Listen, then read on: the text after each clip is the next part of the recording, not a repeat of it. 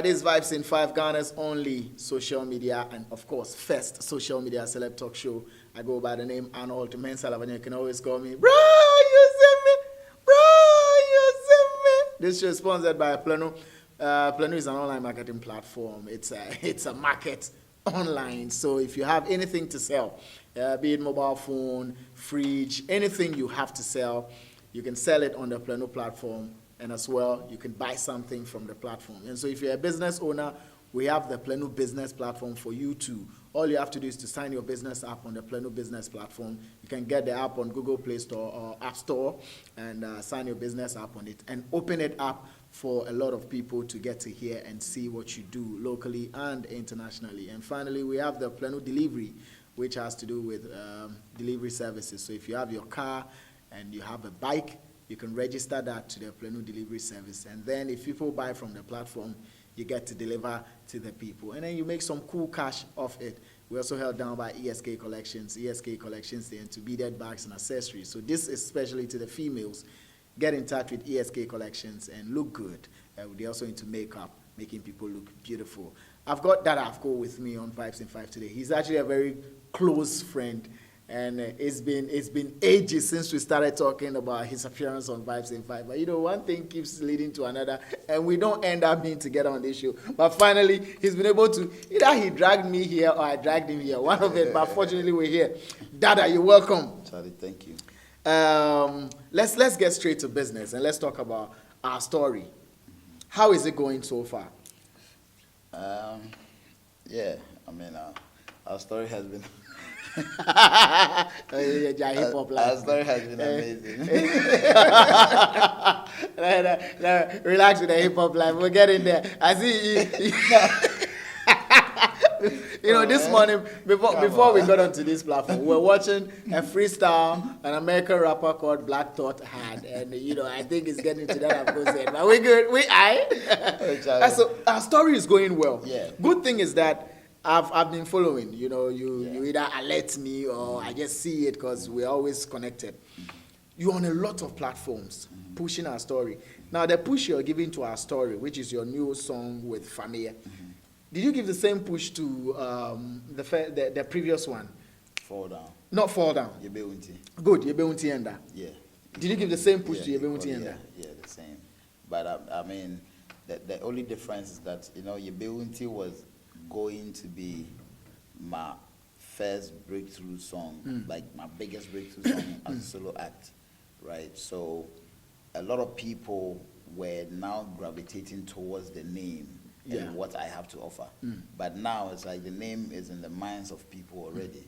So it's a few things are going automatically. All right. So it's more about the products now, yes, and not the one behind the product. So it's not more about the songs. Yeah. So now, you know, I'm in people's heads already.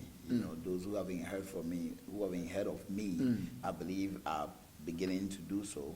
And those who have heard of me and have known the songs that I've done in the past knows that, oh, this guy, he always comes clean when it comes to his material. So, you know. So does it mean that you're getting it easier now as compared to, you know, when you had Yebeunti Enda? I would say a little bit. A little bit. So it's easier now because people already know of the name and they are waiting to see what next he has. Comes exactly. You know, so like people now are fishing for what I have.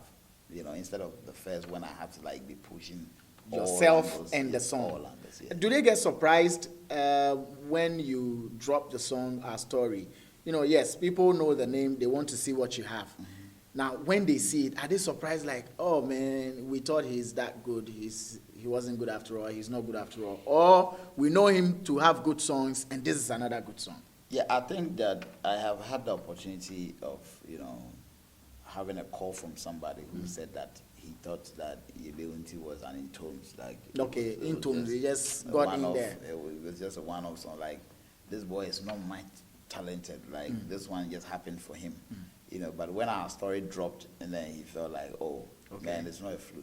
Okay. You know, the boy has it. But do you still have people who are waiting for a third banger before they seal it and be like, okay, this is it? I mean, you would only find such people around. You know, no matter what you do, some people would want you to go beyond the limit. You know what I mean? So I mean, I will expect that. But I believe if you are able to drop 2 classic songs, 2 classic motivational, inspirational songs, It should be enough to get people to believe in you. To cement you that, you have the writing prowess is there, because I do my own writing. You have been on, quite a number of platforms, and yes, Dada Hafco. Are you still answering questions that have to do with your color and the name Dada Hafco? Hafco, half caste. No, again. Not I again. think that so you finally sealed that one? The only time I get to speak about that is when the person who is interviewing me doesn't know me. But I mean, most of the people that interviews me knows me, and so that question has become a thing of the past. It's become a thing of the past. Yeah. But how about those who do not know you, the viewing public? I mean, they are even more important than the one interviewing you. Because, who knows you more than I do? Yeah. Yes, but I still ask because I wanted to find out if you've been able to surmount it. Because there are people who are seeing you for the first time here. Yeah. No matter how all over the place you've been. There are people who will see you now like, I have no. That's true. Yeah. So yes, you've been able to seal that. Nobody is asking about the color and the name Hafco anymore. That's true, yeah. You are very passionate about high life, and anytime high life issues come up, you're like, you have guns and you want to shoot, you want to kill. No, it's not like, you see, you're making it look like that. I mean, but that's how it is. No, listen, first of all, I'm a rapper before I became a singer, so I don't hate any genre of music. Right. Okay, I just feel like, Ghana, we have, a culture, we have a genre that is high life music. I mean, if you go to every country, they have different types of genres, but they have the one that actually represents the state, represents them, and I feel high life represents us, because high life birthed hip life, high life birthed Afrobeats. I mean, from the fella days and all. So we should be putting it, at the elite level, and we're not doing so. And so for me, growing up as an artist, I feel that, okay, this is what I believe could represent us the more.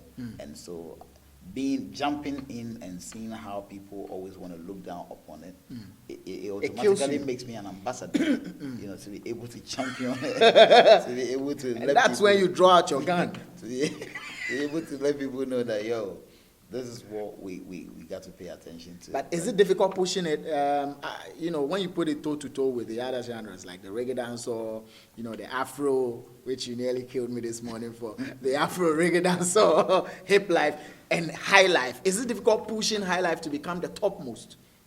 I mean, from your point. Yeah, people have a certain perception that high life is for the old. Yeah. For the oldies, or high life belongs to the olden days. So it becomes a bit difficult admitting it into this present age, but we trying to work on it, let people know that, because now a lot of young folks are also joining in. And so we are trying to let the public and people know that, look, this is a genre of music that could be done by anybody, being old, young, and new, or old, you know what I mean? So people just have to change. That perception must be changed. Must be changed. And that is what we are trying to do. And has it been easy? It's not been easy. It's not been easy. I mean, people, it takes a lot to change the perception of, a lot of people. You could change the perception of, a single person or 2 people. Excuse me, but if it has to do with, over 30 million population, that is hard, because most of the people that believes that high life is what represents us, they have become old today and don't have much to say when it comes to the media and things like that. So they don't have a voice. So the only voice they have is us. It's you. Yes. And so that's why you have to represent it hard. You have on countless occasions, told me and Small Clay, off records, that some people get surprised when they hear you speaking English. You know what I mean? Yeah. How? Why does that happen? I think that it also goes to the point of the high life thing. I mean, people believe that when you're a high life artist, you're supposed to be some type of a villager who can speak English. I mean, you should be coming to an interview with your cloth on, and that is a perception, So for me, I've been to places where when you speak English and people go like, wow, oh, he could speak English. I've been to places where somebody's coming to interview me and they ask me, oh, Mummy San is you know, and all of that. But that is Ghanaians. We always look down upon people before we could even find out who they are. So I'm not really bothered. I think I shared this experience in one of our highlife platforms, and I remember Uncle Rex coming to say that, of course, you should come and, you know, pat us up on the shoulder, because we have been in this They've for been in long. it, and they've suffered for a very long time. You know, but it's a perception that needs to be changed. You give up on rap. Are you ever going to give up on highlife? I haven't given up on rap. But you give up on No, rap. I haven't. You moved. You were crazy. I always call him the highlife artist with a hip hop background. No, but this morning, this Black Thought freestyle, I brought it. Yeah, you brought it. But you are not doing rap music. No, because you see, commercially, I'm not doing it. Commercially, You're not doing it. but I still write. You write rap. I still write. I mean, Rap, highlife. Which one would you choose? I'll choose highlife, but you see, because it is the rhythm of the genre that determines what it is. So I could still get a highlife rhythm and put a rap on And it. put some it's rap still- bass on it, it's and it's still highlife. Yeah. I see. So it's the rhythm Yeah. that determines Yeah. what it's supposed to be. Exactly. Not long ago. I think a few days or up to a week ago. Alapi, would it be up to a week? A week ago, I had Mr. Logic sit in the same seat, the same spot, and he said it here categorically that high life belongs to drunkards, and for you to be a proper high life artist, he even went ahead to advise up and coming artists that for you to be a proper high life artist, you should first learn how to drink. Not just learning how to drink, but drink and drink properly before picking up pen to write high life lyrics. You're a young man, of course, older than I am, but a young man still doing high life. Did you have to start drinking before picking up the pen to do high life? I mean, why should I? Because whatever he said is BS. It's BS. Right. Yeah, why would he even go on that tangent to say that it's BS? First of all, it's high life for drunkards. That's what I'm saying, it's BS. It's total BS. We don't even have to give attention to people who speak like that. I mean, this is a genre that has served our forefathers and it has been the genre that has championed this country to many zones. The Nigerians, even when Fela came here, and because of High Life, he got to, you know, he found Afrobeat in High Life. He respects the genre. How can Mr. Logic just come and sit and just loose talk and say that High Life is You for describe drunkards? that as loose It's talk. loose talk. When you speak like that, you are insulting Nanampedu. Nanampedu is one of the greatest musicians we have ever had, who never smoked and who never drank. Nanampedu on no one's Are there other examples that you can make mention of boldly, like you just mentioned an This is one that I know. This one that, and Nanampedu is he was crowned this title a long time ago, the king of all musicians. And he never took alcohol, he never smoked. So when you speak like that, you're insulting elders like him. You understand? So to come out and say that High Life is for drunkards, so Nanampedu is a drunkard, Oboba Adofo is a drunkard, Amachile is a drunkard, what do you mean? I feel sometimes when we get the opportunity to speak, we should know that it is an opportunity that we've gotten, and it's to enlighten the people who are watching us, and it's to educate the people who are watching us. We can't just mount platforms and speak anyhow. I don't think it's important. You don't think it is important, and you think what he said is BS. Right. And where he even said that the foundation of high life is alcohol, because when the whites came, they brought whiskey. And for the local folks to be able to get to where they are and to perform for them, they realized that the local folks needed alcohol. So they take alcohol, get boozed, and performed. And he gave certain examples that when you're performing high life, your facial expressions, everything shows that of a drunkard. It's vague. It's vague. There's no truth in that. And I don't think we should give, we should pay attention to that. There's no truth with that statement that Mr. Logic made. So high life is not for drunkards. No. But do you drink? Occasionally. You drink it. Occasionally, yeah. Occasionally. Yeah. But does the drink have anything to do with, your juices? I mean, creative juices? No. For me, even for me, when I drink, I'll forget my lyrics. When you drink, you forget your lyrics. I don't use alcohol when I'm creating. when I'm creating, I just want to be left alone. That's how I create. If somebody says that he wants to smoke or drink before they create, I am different. What do you do before you create? That's what I'm saying. I just want to be left alone. You just want to be left alone. Alone. Nothing. That's all. Just be in a room alone. Alone. When I'm creating and you are with me, because I'll be with you, but my mind wouldn't be here. Right. You know, mostly when I'm with somebody and something is coming to me, my focus always is in my head. Because most of my writing, I write them in my head before I start putting them on a paper. Okay. Are you the type that had to hear the beat before you write, or you write before you get to the beat? My strength is writing before the beat. Your strength is writing before the beat. Old school. So that's the old school formula. So you create everything in your head. Yeah, How involved are you in the song creation process in the studio? How involved are you? A lot. I mean, I contribute a lot. I do a lot. I mean, when I'm creating a song, mostly before I get to the studio, usually I have my bass line with me. Mostly, I have an idea of how the bass is line supposed to sound. It's supposed to sound, and then my engineer too is a good engineer. DDT is such good. So whenever I start bringing an idea, he gets it quicker, and then he also goes with it. That. But recently, you had an issue with your engineer or producer when you came back from the UK, and you said your song, which is My Story, our story, had been remixed, not remixed in terms of lyrics, but it has been touched to get the vocals to come out louder and clearer. Your engineer felt peeved. It wasn't an issue, really. It wasn't an issue. He went on social media, made posts, and it wasn't an issue because if you listen to the show that day, I told him to listen to the show. So when he listened to the show, me and him had a conversation, and so I don't know how come. Maybe he must have heard it from a different third party, or maybe because I never said it wasn't him that did it. Because when we were speaking and you guys started calling it the Sony version, I kept repeating that it wasn't done as Sony version. But we said we want to refer to it as Sony version. So maybe I don't know how he had it, but it wasn't really an issue. I didn't see it as an issue. But was he happy with it? He was. We spoke.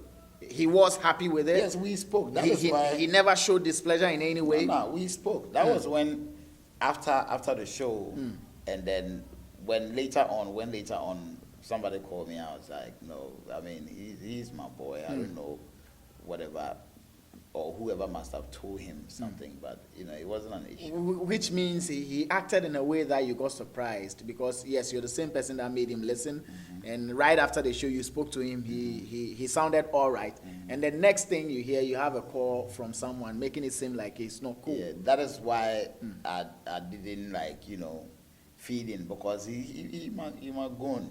Okay. We've been working for 5 years now. You know what I mean? And we have a lot of work to churn out. A lot of work to churn out. So you guys are cool. Of course. I mean, there can be beef. We saw a lot of photos, of you rolling in the UK with one of, I would say, yes, one of Africa's biggest duo. That's Reggie and Bowley. Was it just the drinking and eating and sleeping, or there was business to it? Do you have a song with them? Yeah, I mean, we did a couple of stuff. I mean, it wasn't about drinking and eating. It was just about, I'm on holiday, and then boys are holding me down, So we did a lot of stuff. We did quite a number of studio stuff. Right. We did a lot of business stuff as well, because they wanted to show me quite a number of things that, involves in the industry that you don't get to see from our point. So I learned a lot of stuff, business, how royalty works, how, the industry. A lot of education going down there. But should we expect a song from you featuring them, or from them featuring you anytime soon? Let me just keep that. No, I mean, I will not ask you. I will not ask you for the title. Neither am I going to ask you when exactly it's going to come. But should we expect something from you featuring Reggie and Bowley? Surely. I mean, something that has their voices and have my voices. Something that has their voices and voices on. I mean, both of them, not just one of both of them. Both, yeah. Something that has both of them on it, voice, yeah. and you. My voice. Do you have any song that has any other, top Ghanaian guys on it? I mean, do you have a song with how do you call it? Flo Kingston? Yeah, I have a song with Flo Kingston. I have a song with Ochiame Kwame. Right. I have a song with KK Fosu. I have a song with Parkwesi. Right. And you have a song with Reggie. You have songs with Reggie and Bully. If you want to put it that way. Do you think their involvement or jumping on a song with you is a huge thing? Of you course. Describe it as a huge Of course. thing. They are internationally recognized now. They have a song with Sean Paul, they have a song with Beanie Man, And now they have a song with Dada Hafco. That's huge. Now, if you mention Sean Paul, Beanie Man, Dada Hafco. Yeah, now they have a new song they are dropping on Friday with Samini. The African Dancehall Party. For real. I'm pretty much sure after Samini's on, the next will be you dropping there. I suspect he's going to be using that song for Christmas. Well, I can't say much. Dada Hafco in the building. He's not married. He doesn't have a girlfriend. Or am I wrong with any of those? You don't have a girlfriend. No. You're not married. So how do you keep sexually active? I mean, I'm trying to hold on to myself. Why you laughing? Like how? There's something we call celibacy. Yeah. Well, so like. Idea about celibacy. No, I don't. Maybe you should explain to me. Like you're staying chaste. Like. I mean, yeah, we're trying to focus on the work. Trying to focus on the work. Yeah. And that's just what you're doing. Sometimes when you get to a certain point in life, you know that the only thing that could get you away from poverty in the future is by doing hard work. By doing hard work. And that's what you're doing? And if you really want to have the woman of your dreams, it also has to come with money. All right? So you need to put in the work. Does it mean, as we speak, that Afco doesn't have money? Well, I'm just saying that presently the focus is on the work. I think there was a time you granted an interview where we saw some headlines saying that you're broke. That's how come you couldn't promote a certain song. You remember? I remember, yeah. Did they say the truth when they said that you were broke at the time? It could be that now you're not broke, but at the time. No. I mean, that's some of the things that, sometimes the media do, and you ask yourself questions like, I've never gone to anybody that I want money for food. I've never gone to anybody that I want money for transport. I appear clean every day. And you could still be broke everywhere alongside. I mean, do people tell you the problems they have? So far as a person appears clean and legit, person is all right. Right. You know what I mean? So if somebody say he's broke, I say that when I do a song, the only thing that makes me chase a song is a certain feeling that I get. Right. If I don't get that feeling, you won't chase it. I let the song go. But has that feeling always been true to you? Has it missed the point before? I've never, in all my life, my instincts has never lied to me before. So can I say that upon all the songs you've dropped, in your solo career, you've had that feeling just twice? Because you pushed Yebewunti and you're pushing our story. You've never pushed any other song. There are others I pushed. I pushed Bidianko. Did you get the same feeling? I had the same feeling, but I pushed Bidianko, but it still didn't get there. It still didn't get there. That means the feeling lied to you. No, it's not like, the feeling is letting me know that this is the one to chase. Okay. This is the one. It's not like this is the one Ghanaians are going to accept. Okay. No, this is the good song you need to that you need to chase. So you chased Bidianko. Chased Bidianko. I chased Mensah. Did it go as you wanted? Bidianko didn't go the way I wanted it. Mensah didn't go the way I wanted it. Even Yebewunti didn't go the way I wanted it. As we speak, yes. You still feel Yebewunti didn't get to where you expected it to get to? Yes. Yebewunti, on a scale from 1 to 100, I'll give it maybe a 75. A 75. Yeah. So are you going to make up for the losses for all these songs that you chased that couldn't get to where you wanted with Our Story? Obviously, it's like a prayer. What percentage would you want to get Our Story to? I mean, like I'm saying, obviously, it's like a prayer. The more you pray, it gets into a prayer bank. So when it gets filled up, it starts reacting. So all the work that we've put in all the records have piled up, and eventually it's going to explode. So do you push and eventually get tired and leave it because you feel it's not getting to where it's supposed to get to? Or when a new song comes in, you drop the old one? No, I don't get tired. I don't get tired. Anything that I set my eyes on. Did you get tired of Yebewunti? I didn't. In terms of promotion? I didn't. Did you get tired of Bedianko? I didn't. You didn't? How did you stop promoting them? I don't stop. Okay. I don't stop promoting until a new song comes up that I want to release. So it's a new song that makes you move on to the next. When it gets to a point, you see, when I release a song, I look at my contemporaries who have released the song around at the same time. So it's like we start a race. So when we are going, I'm watching them. I'm watching them. Maybe we drop a song in July. By December, they all drop again. Right. I don't drop. Then maybe we get into March. Then they drop again. So they've moved from the one we dropped together to another one, to a new one. Then maybe at that point, he informs me like, maybe it's about time I put in a new song. Right. Because when your competitors keeps on bringing new stuff, it kind of makes yours look much old. Right. Or more older. Right. You understand? So if at that point, if he has gotten to the status I wanted to get to, fine. If he hasn't, and there's still room for improvement, I'll focus on it. But if it's gotten to the point where I feel like, it's old. It's old. It's about time we get to it. Because, the industry also works with timelines. Because the award schemes and all those things works with timelines. Right. So when you get past 31st December, you've entered a new, year under review. For me, I feel when the VGMA nominations comes and the VGMA awards comes to pass, right, a new dawn of a musical year has begun. And so new things need to happen. Yeah, exactly. Hafco, we're almost rounding up, but final question, but it's going to be very practical. Sound very intelligent and knows exactly what he's about with his craft. So I'm going to pose this question to him for him to tell us what he'll be doing if he's found in this situation. Dada Hafco, I'm an investor. I listen to your song. I listen to Yebewunti and Solid. I listen to Bedi Anko. And then I listen to Fall Down. And then our story. And I feel I need to invest in you. If I give you 500,000 Ghana cedis right now, what would you do with it? First of all, I need to let you know that royalties don't work in Ghana. So we're going to be dependent on popularity of the song and the shows we can play. Right.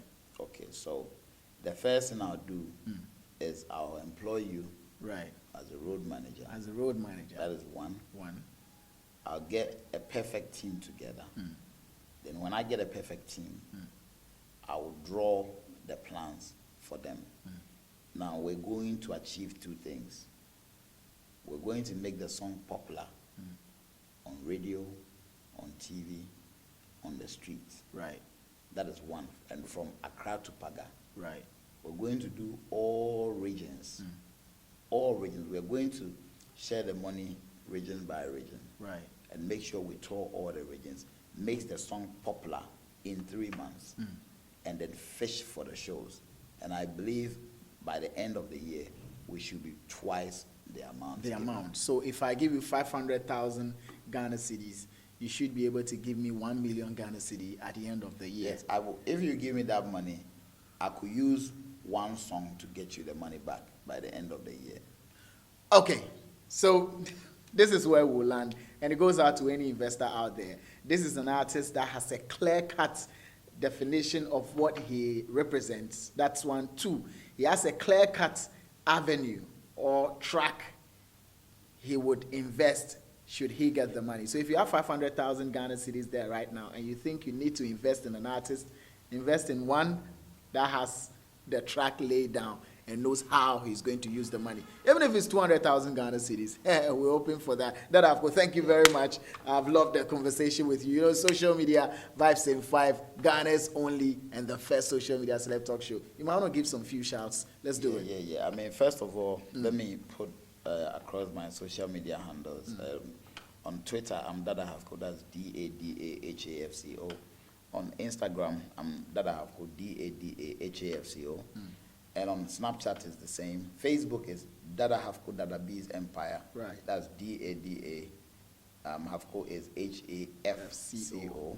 And the Dada B's is DADABEES. And then Empire, EMPIRE. You can follow me. Aye. Real recognized real, man. Thanks for coming through. Thank you. Dada Hafco, my partner in crime. But we good. The name Arnold, man, Elavanyo, you can always call me, bro.